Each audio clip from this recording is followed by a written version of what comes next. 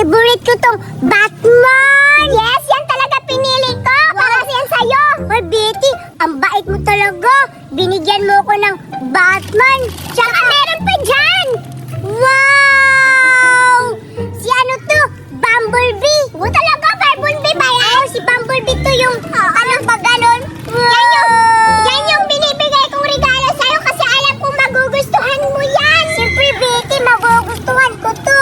Pero kaso lang, ang ganda ng regalo ko tapos yung sa akin, silupin lang, plastic! Okay lang yan, Betty, pero okay lang, hindi ako namimili. Ang importante, galing sa puso mo yung regalo mo para sa akin! Siyempre! Tsaka, marami pa dyan mga chocolate! Wow, Betty!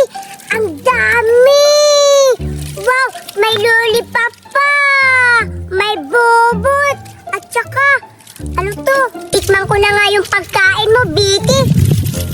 Ito, titikman ko yung, jelly ace! Wow! Wow! Sobrang sarap naman! Tikman ko na! Ang sarap talaga, Betty!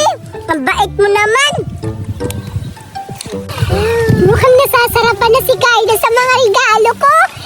Alam kong masaya siya sa regalo ko. Sana masarapan siya sa mga binibigay kong pagkain na regalo. Tsaka alam mo kay Cardo, parang ang bigat naman ng regalo niya. Ang bigat-bigat. Siguro maraming tsokolito.